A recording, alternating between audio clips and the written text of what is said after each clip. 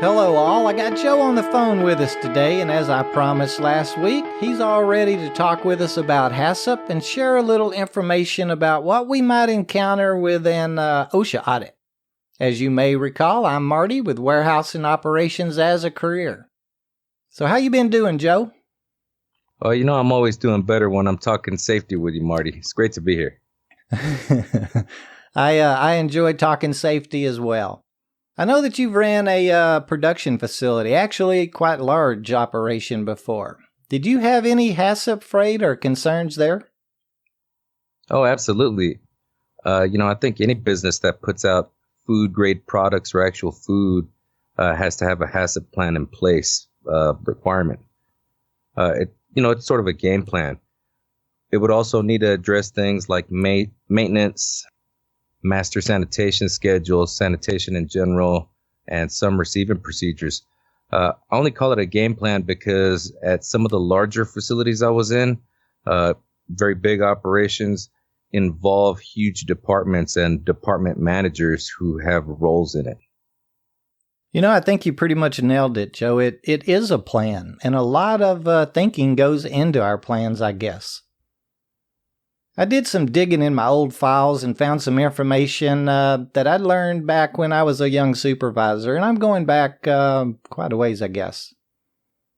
The term HACCP represents hazard analysis and critical control points. It's really just a production process monitoring system, I guess you would call it. Some say it got its early beginnings back in World War II. Something to do with artillery shells not firing properly, and a system was needed to track their manufacture and assembly from beginning to end to correct the problem. In the 1960s, NASA actually asked Pillsbury for foods for space flight, and they needed to know every process that was in the whole production line. In today's world, it's been recognized internationally as a logical tool for adapting traditional inspection methods to, I guess you could call it something more modern or science-based, some kind of food safety system. And you can check out wikipedia.org. You can find a pretty good record of its inception and history there. From a lot of my old paperwork, I remembered that HACCP is really kind of built around or based on 7 principles. Number 1 being conducting a hazard analysis, which is really just a plan to determine the safety hazards and identify the preventative measures, that you can put together and apply to control every one of those steps. A food safety hazard is anything biological, chemical, or physical property that might cause a food to be unsafe for our consumption. Number 2, and I think we mentioned these a couple of minutes ago, identify the critical control points. A critical control point, or CCP, is a point, or I guess it could be a step, or even a procedure in a food manufacturing process at which control can be applied. And as a result, a food safety hazard can be prevented, eliminated, or reduced to an acceptable level. On any given plan, there can be anywhere from 1 to 50 points that need to be identified. I guess you could call it every point where an issue could occur needs to be identified and listed there. Number 3 was establish critical limits for each critical control point. A critical limit is the maximum or minimum value to which a physical, biological, or chemical hazard must be controlled at a critical control point to prevent, eliminate, or reduce that hazard to an acceptable level.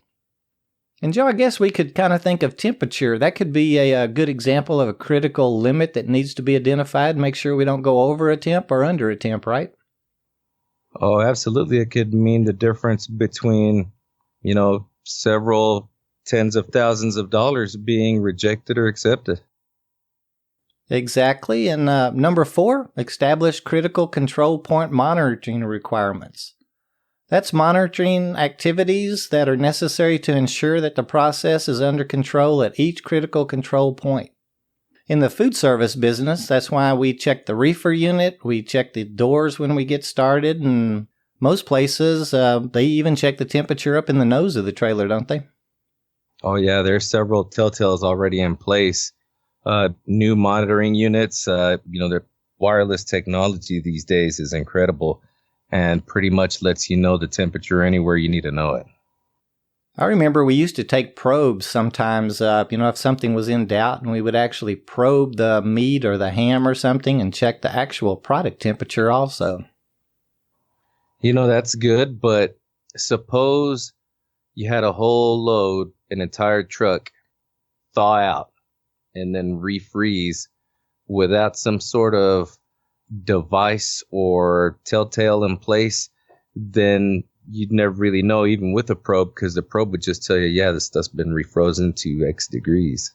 With, today's technology, it'll map out when and what time the temperature was what, and, there'll be no doubt whatsoever. Well, I'm glad you brought that up. I remember back in the day, we had little units, and they would actually print out on some paper a little graph, showing it. Today, I'm seeing a lot of telltales that are exact. If something reaches above a temperature that the unit's been set on, a little red light comes on, and that's that. It's over with. And, part of that is because it's 100% big business. All these things are in place, to deal with these items in bulk because, we're feeding the public. This is all the goods that are being produced today going to the masses. Exactly. And that brings us to number 5, establish critical actions. And just as we just spoke, the little telltale when that light comes on, that's telling us to make that phone call and getting that product replaced. Those are actions to be taken when monitoring indicates a deviation from an established critical limit. Then we have number 6, establish procedures for ensuring the HACCP system is working as intended. Verification ensures the HACCP plan is adequate and all the rules are being followed. And this is somewhere where you don't want to get out of your lines here. If there's an issue, it needs to be corrected immediately, and our plan may even need to be rewritten or at least some of the points. Verification also includes validation, the process of finding evidence for the accuracy of the HACCP system. And that's what I spoke of earlier, like scientific evidence for critical limitations. Validation really ensures that, plants do what they were designed to do. And that is, they are successful in ensuring the production of a safe product.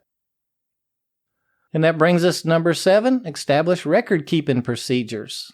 The HACCP regulation requires that all plants maintain certain documents, including its hazard analysis and written HACCP plan. And that's what we talk here about WAOC all the time. Those regulatory records that we have to keep, make sure that we're doing it. Make sure that we're following them and we have them ready in case an auditor does happen to come in. I remember when I was first introduced to the process, it was primarily for meats and poultry products, and today it can include cosmetics and pharmaceuticals. One of the important things to know about HACCP is it's focused only on the health safety issues of a product and not the quality of the product. Yet HACCP principles are the basis of most food quality and safety assurance programs. Another really good site to check out that I ran across is www.gpo.gov, or the Government Publishing Office. I had to attend some special training classes. I think the corporation that I was with at the time called it HACCP training, and I actually became HACCP certified to handle the items that we were stocking, bringing across the dock each day. I assume you went through the same kind of training and certifications, right? That's right. From both outside and internal. Learning the steps, then, learning your company steps are very involved processes that take time. It takes a lot of memorization of some actual steps and maybe some phone numbers or, very basic temperature settings. It can encompass a lot. It was about identifying those CCPs, those critical control points, and to know what to do when you found something that was outside the norm when it came across. Sometimes a simple find, like I had mentioned earlier, can put a big kink in your actual daily operation. from something being slightly outside the norm. Take a delivery that your company was counting on of, some sort of protein, some sort of meat. And when it gets there, it's outside of that safe temperature. Well, no one was counting on that. So it could definitely turn into a problem if, steps are not followed. That's so true. Establish those corrective actions. And then, of course, we got to establish the procedures for ensuring that the HACCP plan is working as we intended it to. And, you mentioned the record-keeping procedures again. One thing I found out while researching today's topics is, and I guess I'd learned it a long time ago, is that CFR on all of our regulatory learnings stands for Code of Federal Regulation. The numbers in front of the CFR part is for the title, like 21 being Food and Drug or the FDA, Title 10 being the Department of Energy, and of course we all know 29 CFR 1910 is for Occupational Safety and Health or some of the OSHA regs. And Joe, that's kind of a good segue into our OSHA audits. Last week, I was speaking about third-party audits and their auditors, trying to answer a couple of our listeners' concerns and questions, and I threw out that you'd be happy to tell us a little about the process, how it works, and how we should handle them. Can you share some thoughts or experiences with our group? I sure can. I've personally handled a few OSHA investigations. Primarily, your first contact with OSHA is going to be to fill in your part of their investigation. You're going to receive documentation from the investigating OSHA office and a particular agent. In that paperwork, there'll be a notice of investigation you must publicly display at your place of business, as well as send back to OSHA a confirmation, that you've posted this at your place of business. You'll be asked for the incident investigation report that was done at the time of the incident. So having your leads or your supervisors trained up is always good for that reason. It's always good to have a report that's easy to read, clear, and factual. The next thing OSHA typically wants, and they want it documented, is what you did to abate the hazard and how. What that means is, what you did to remove the hazard. It's very important, and that's where prevention from employers is, very key. Sometimes there's nothing to abate, as in if an employee has injured themselves with a tool or with equipment because they didn't follow a safety process that was in place or overrode a guard or, something like that. It's much different than, say, preventing hazards in your tunnel or building that, would require a ton of work to make safe and safety features. In my personal dealings with the agents, I just found that, clear language, precise reporting, and doing good old-fashioned what you're supposed to be doing, and, common sense all helped resolve my issues with them that my employers tasked me with. And it was more than enough to show Uncle Sam and OSHA and everybody else involved that we were a business that cares about working safely and how we work. I've always noticed the same thing, Joe. The key to it is, of course, do our job right. We should always be doing our job right, but then just be honest, too. I mean, they're there to do their job. That's to protect us. And that's what we're really after as well, isn't it? Joe, thanks for all that insight, sir. We really appreciate you taking time out of your day to enlighten us here at WAOC. As usual, it was great to be here. I'm always willing to answer any of the questions about what we do or our workforce, especially for people that want to learn. Exactly, and thank you very much. And as always, I'd like to thank each of you, our listeners, for checking in with us. If you have a topic or thought that you'd like us to talk about, just shoot us an email to host@warehouseandoperationsasacareer.com. I love getting mail here at the show.